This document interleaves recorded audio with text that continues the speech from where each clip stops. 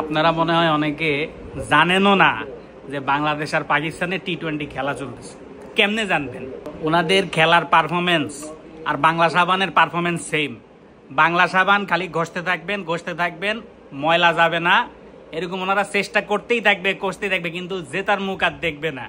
কিছু হইলেই আন্দোলনে নাইমা যায়, কিছু হইলেই সংবাদ সম্মেলন করে, ও এই করে, ও সে করে। এই একমাত্র ভালো পারফরমেন্স হচ্ছে ওনাদের টিভিসি ওবিসি গুলাতে। একটা গেছে, ও সরি আরেকটা যায় নাই, যাইবো গা। হেমিয়ার লগে হেমিয়ার সমস্যা, হেমিয়ার লগে ওমিয়ার সমস্যা, ওমিয়া খেললে আমি খেলবো না, ওমিয়া খেললে আমি খেলবো না। এই ডে বাই ডে মনে হইতেছে মানে আমরা ওই যুগে ফেরত যাচ্ছি যে যখন জিম্বাবুয়ে, কানাডা, কেনিয়া এদের সাথে শুধু মানে হোয়াইট ওয়াশে বাংলাদেশ সিরিজ জিততো।